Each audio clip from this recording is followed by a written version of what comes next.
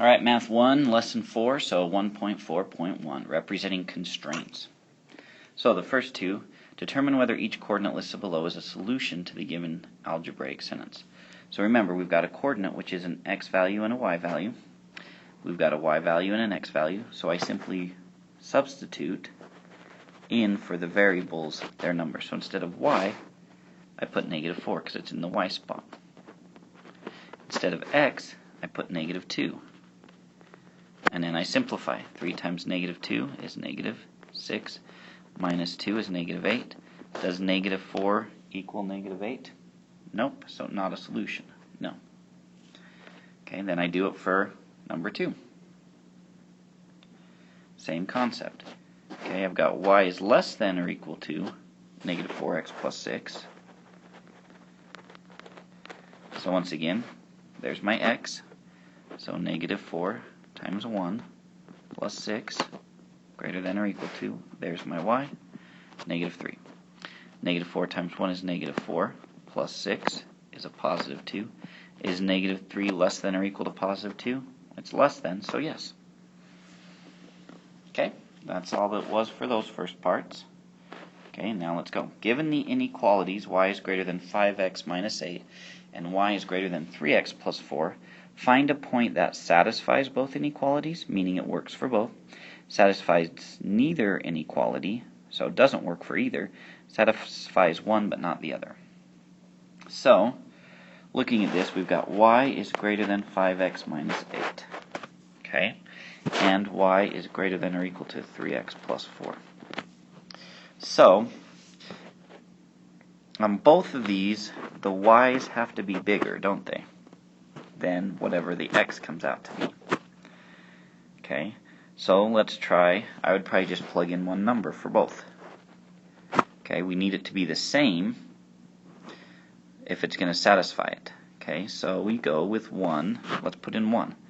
5 times 1 minus 8 would be 5 minus 8 would give us -3. So y would have to be greater than -3 on this first one. For the second one, if we used a 1, it'd be 3 times 1 plus 4. That'd be 3 plus 4, so that would give us 7. So y would have to be greater than 7. So, could we pick the point 1 and 8? Yeah, that one would work. Okay. Now we want one that satisfies neither inequality. Okay. So, could I pick 1 again? And this time, because y had to be greater than -3 and greater than 7, could I pick -4? Well, -4 wouldn't be greater than -3, nor would it be greater than 7, so it satisfies neither. Okay, now one that satisfies one but not the other.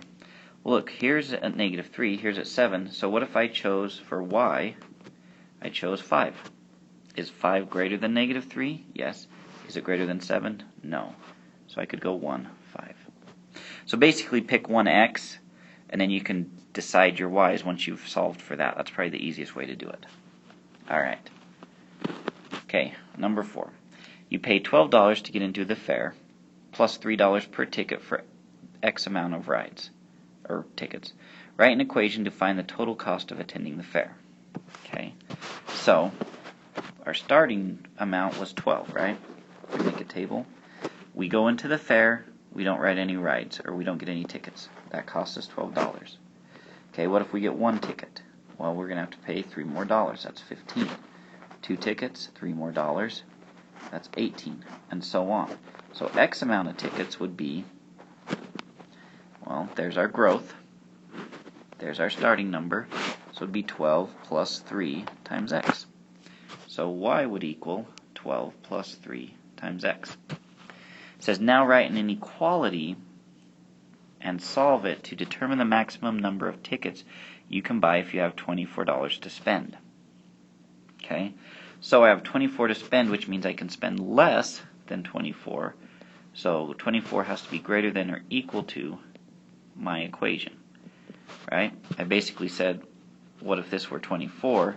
What are my possibilities here? Okay. So then we solve it by subtracting 12 24 minus 12 is 12. 12 is greater than or equal to 3x because that becomes 0. Divide by 3. We get 4 is greater than or equal to x. So the maximum number of tickets we can buy? 4, if we have $24. What is the minimum amount of money you will spend? Well, think about it. What if I didn't buy any tickets? The lowest I can go is 12, right? So it'd have to be $12 is the minimum I can spend to get into the fair. I guess I could spend nothing and not go to the fair, but I'm assuming they want you to go to the fair. Alright, number 5. Charlie borrowed $500 from his aunt. He has already paid back $75. His aunt doesn't charge any interest, and he's planning on making $15 payments each Friday, so once a week. Write an equation that represents the number of weeks it will take Charlie to repay his aunt if he pays $15 each Friday. So he started off, he's already paid back $75. Then at week 1, he would pay back $15 more.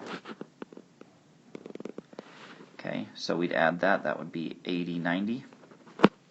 And we keep going, right? Until we get up to 500. So our equation would look y equals our starting number, 75, already paid that, plus 15 per month. Because it's repeated addition, it's 15 times x. Is the solution to the equation the actual number of weeks it will take Charlie to repay his aunt? Explain your answer. Okay. Alright, so let's think. Is the solution to the equation the actual number? Well, we wanted to get to 500, right? So if I go 500 equals 75 plus 15x, okay, and really an inequality would probably work better, right? But let's just see where this takes us. So we subtract 75, that would give us 425 equals 15x. Divide by 15, and we get x equals, let me grab out my calculator. So 425 divided by 15 gives us 28.33. 333 repeated. Which means what? Okay. Means, will he at 28 weeks have it paid back? No. He'll be close. He'll be like $5 off. So he'll have to wait till the next Friday to pay that extra $5, essentially. So you'd probably want to say, this is where an inequality would work, because 500, we can pay back more than 500 or equal to, right?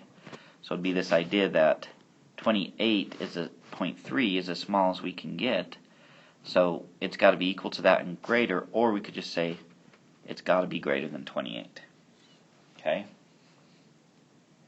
So he'll have to finish it off at the 29th week, would be our actual answer because of that.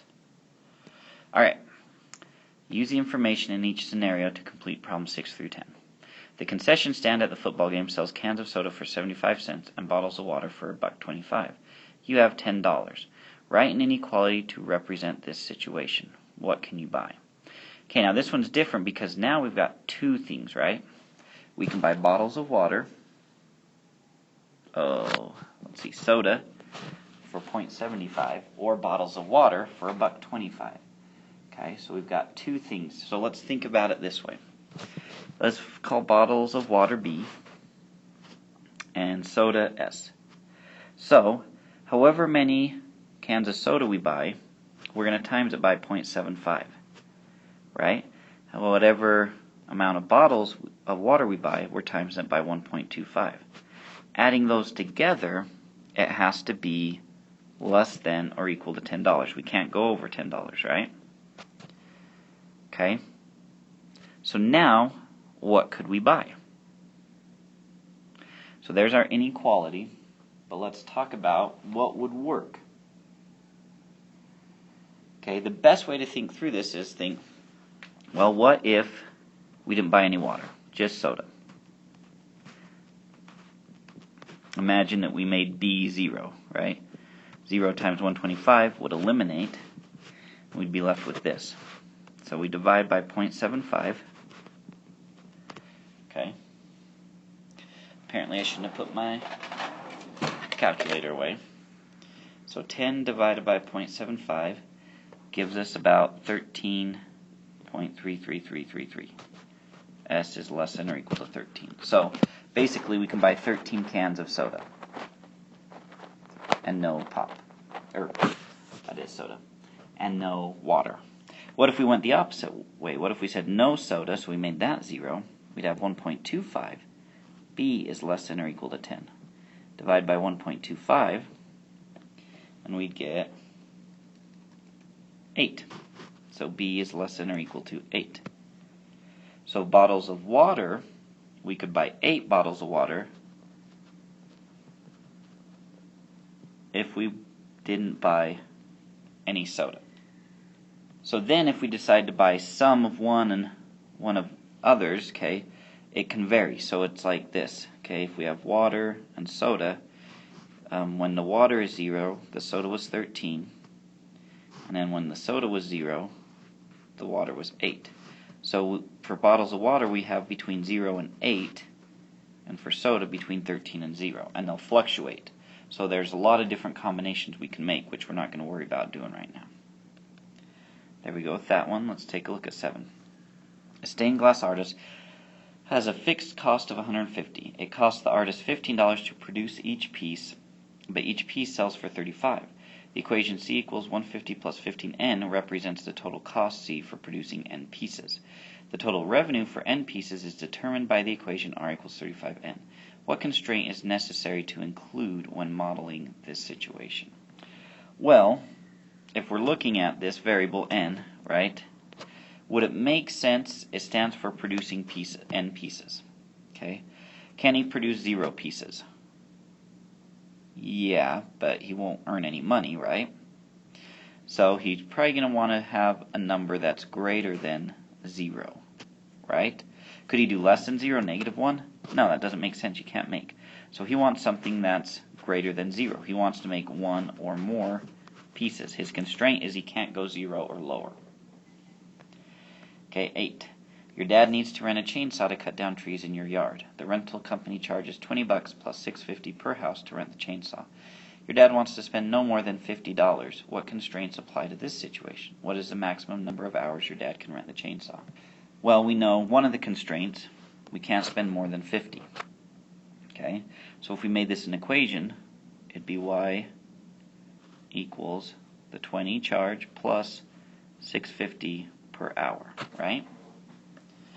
Okay, so we know he doesn't want to spend no more than 50. Okay, so 50 is the greatest that we can get to. So we'd have an inequality in this situation, not an equation. Okay, now, can he rent it for 0 hours? No, so we know h has to be greater than 0 for this to work, right? So if we solve, we'd get 30 is greater than or equal to 6.5h, which if we go 30 divided by 6.5, we get 4.6. So we can't do 4.6 hours unless the company lets you. So most likely we have to have less than or equal to 4 hours, but also greater than 0 hours, right? 0 hours doesn't make sense either. So you can do this to make it work. And that tells you what both of them have to be. So 4 hours. He can't rent it longer than 4 hours. So I hope he works quick. Okay, number 9. Jermaine has $10 to spend on ice cream. 3 scoops cost $5.99 plus 75 cents each for each topping. He always leaves a 20% tip for the cashier. Write an inequality and use it to determine if Jermaine can afford to buy a 3-scoop ice cream with 3 toppings plus tip the cashier. So let's think about this. Okay, he has $10, that's a constraint, but he's also cost $5.99 for 3 scoops, his initial cost, plus 75 cents for each topping, right? So 0.75 per topping, we'll call it T. Okay, now whatever that is, he's going to leave a 20% tip. Okay, so the way to think about this cost right here is like 100% of his cost. He's going to pay that, right? he's also going to add to that a 20% tip. So he's really paying 120% of this total cost. So we times it by 1.20. That represents the 120. Okay. Could I simplify that for my equation? Yeah. But since I'm going to use this, I'll just leave it like this. Now that has to be less than or equal to $10. Okay. So how would we figure this out? 3 scoops would be the $5.99. He wants 3 toppings. So if we make this 3, we can test this out to see what it'll become. If it'll work. So 0.75 times 3 gives us 225. Then we add to that $5.99, which gives us 8.24, which we multiply by 1.20, or just 1.2, which gives us $9.89. Is that less than or equal to 10? Yes. So can he buy the 3 scoop ice cream? Yep. Will he have change? 11 cents over. That was kind of a rough one, wasn't it? Okay, last problem. The local florist never has more than a combined total of 40 daisy and carnation bouquets and never more than 12 carnation bouquets. Write a system of inequalities that represent this situation. Be sure to include all constraints. Okay, so let's say we've got daisies. Okay, D for daisy. And then 12 for, or C for carnation, right? Okay, first constraint we need to realize that you can never have negative amount of bouquets, right? So C has to be greater than 0, as does D. Carnations we have more than 0, daisies we have more than zeros. Okay, she never has more than a combined total of them. So C plus D has to be less than or equal to 40. Okay, because together they can't go above 40. Then the last thing, she had and never more than 12 carnation bouquets. So carnations have to be less than 12. It could be equal to 12. Okay, so there's our constraints. Now, mathematically, they like to write them out like this. They use this fancy little brackety dude to show you that these are all part of the same problem.